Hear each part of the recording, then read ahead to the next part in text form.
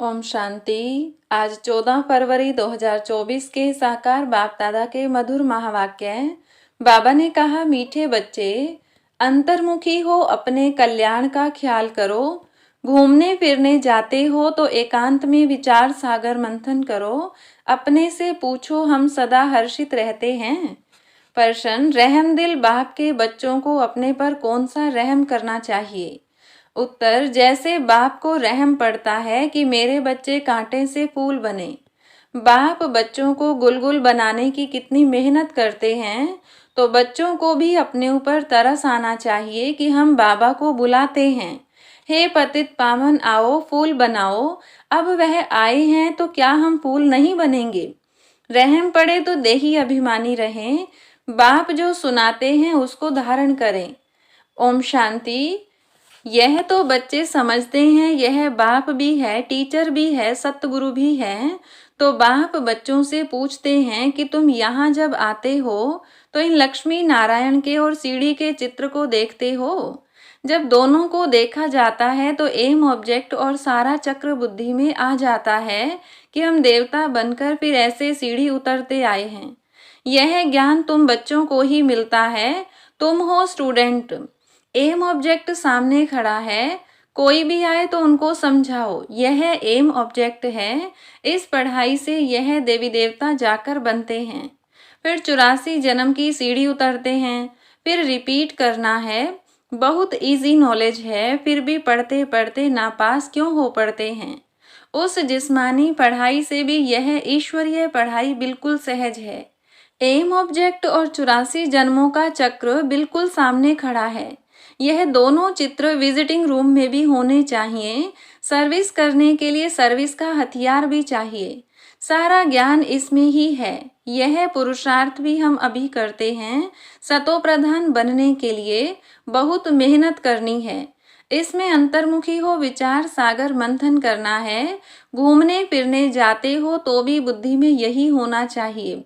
यह तो बाबा जानते हैं कि नंबरवार हैं। कोई अच्छी तरह समझते हैं तो जरूर पुरुषार्थ करते होंगे अपने कल्याण के लिए। हर एक स्टूडेंट समझते हैं यह अच्छा पढ़ते हैं, खुद नहीं पढ़ते हैं तो अपने को ही घाटा डालते हैं। अपने को तो कुछ लायक बनाना चाहिए। तुम भी स्टूडेंट हो, सो भी बेहद बाप के। यह ब्रह्मा भी पढ़ते हैं। यह लक्ष्मी नारायण है मर्तबा, और सीढ़ी है 84 जन्मों के चक्र की। यह पहले नंबर का जन्म, यह लास्ट नंबर का जन्म। तुम देवता बनते हो। अंदर आने से ही सामने एम ऑब्जेक्ट और सीढ़ी पर समझाओ। रोज आकर इनके सामने बैठो तो स्मृति आए। तुम्हारी बुद्धि में है कि बेहद का बाप हमको समझा रहे हैं। सारे चक्र का ज्ञान तुम्हारी बुद्धि में भरपूर है, तो कितना हर्षित रहना चाहिए। अपने से पूछना चाहिए कि हमारी वह अवस्था क्यों नहीं रहती। क्या कारण है जो हर्षित रहने में रोला पड़ता है? जो चित्र बनाते हैं उन्हों की बुद्धि में भी होगा कि यह हमारा भविष्य पद है, यह हमारी एम ऑब्जेक्ट है, और यह 84 का चक्र है। गायन भी है सहज राजयोग।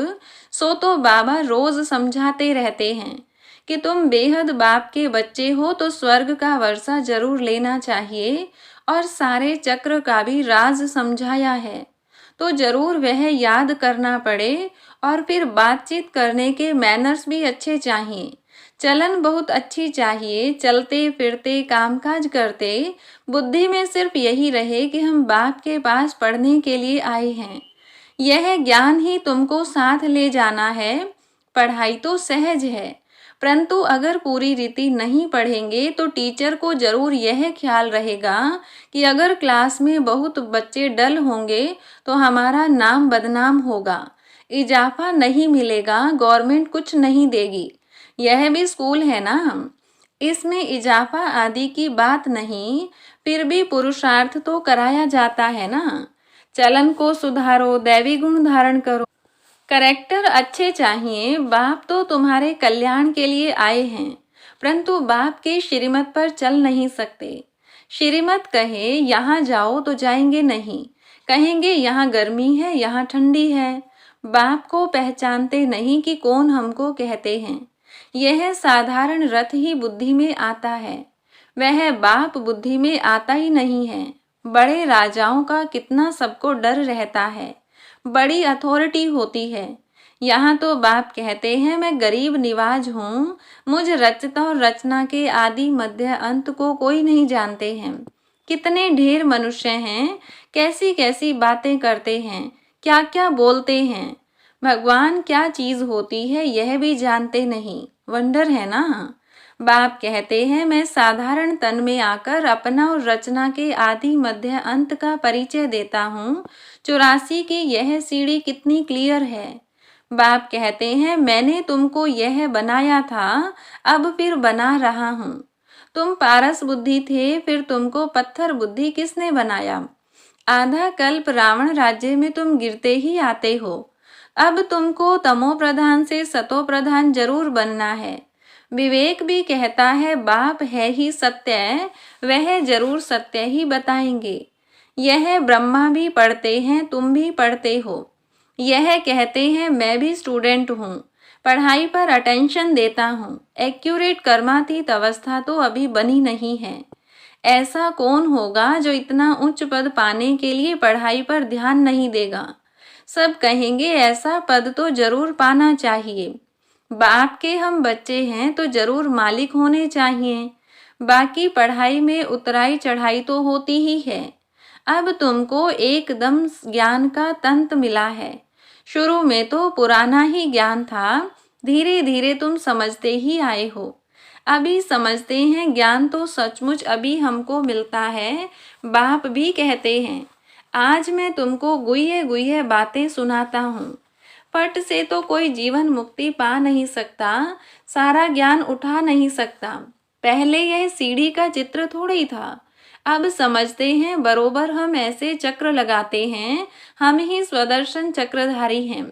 बाबा ने हम आत्माओं को सारे चक्र का राज समझा दिया है। बाप कहते हैं तुम्हारा धर्म बहुत सुख देने वाला है।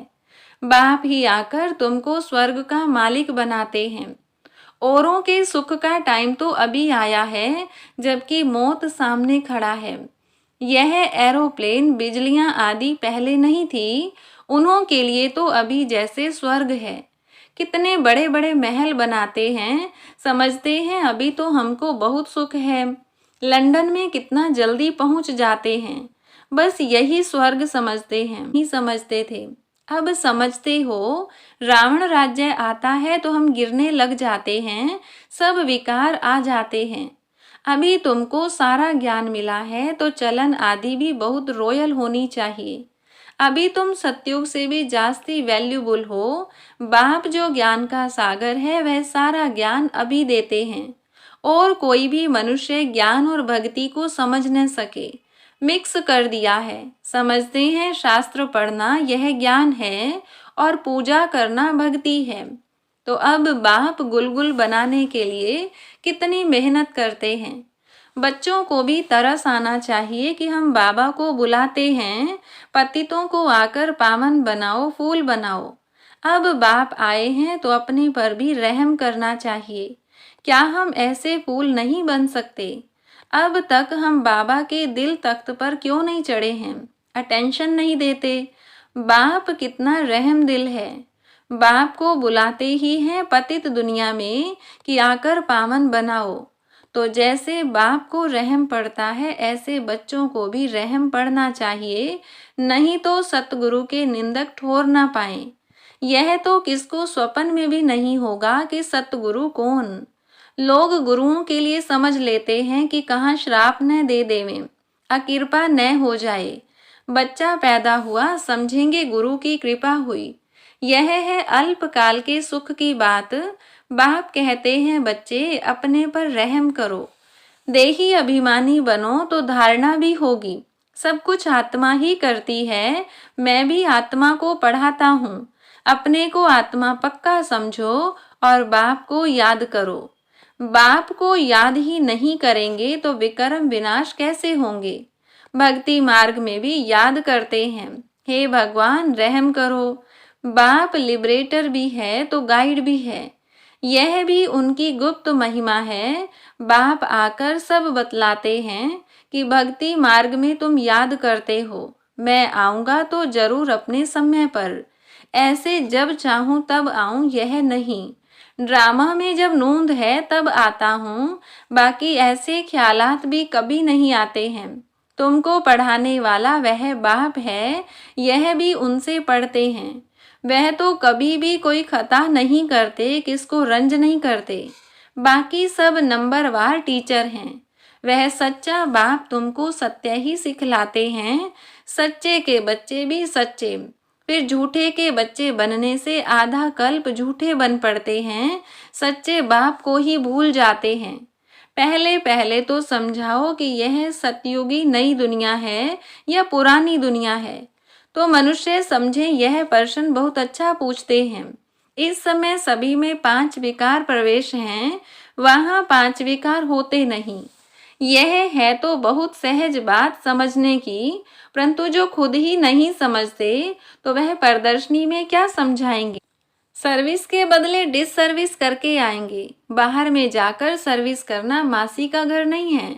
बड़ी समझ चाहिए। बाबा हरेक के चलन से समझ जाते हैं।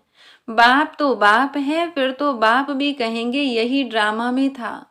कोई भी आता है तो ब्रह्मा कुमारी का समझाना ठीक है। नाम भी ब्रह्मा कुमारी ईश्वरीय विश्वविद्यालय है। नाम बाला भी ब्रह्मा कुमारियों का होना है। इस समय सब 5 विकारों में हिरे हुए हैं। उन्हों को जाकर समझाना कितना मुश्किल होता है। कुछ भी समझते नहीं हैं। सिर्फ इतना कहेंगे ज्ञान तो अच्छा है, खुद समझते नहीं हैं। विघ्न के पीछे विघ्न पड़ता रहता है। फिर युक्तियां भी रचनी पड़ती हैं। पुलिस का पहरा रखो, चित्र इंश्योर करा दो। यह यज्ञ है, इसमें विघ्न जरूर पड़ेंगे। सारी पुरानी दुनिया इनमें स्वाहा होनी है। नहीं तो यज्ञ नाम क्यों पड़े। यज्ञ में स्वाहा होना है, इसका रुद्र ज्ञान यज्ञ नाम पड़ा है।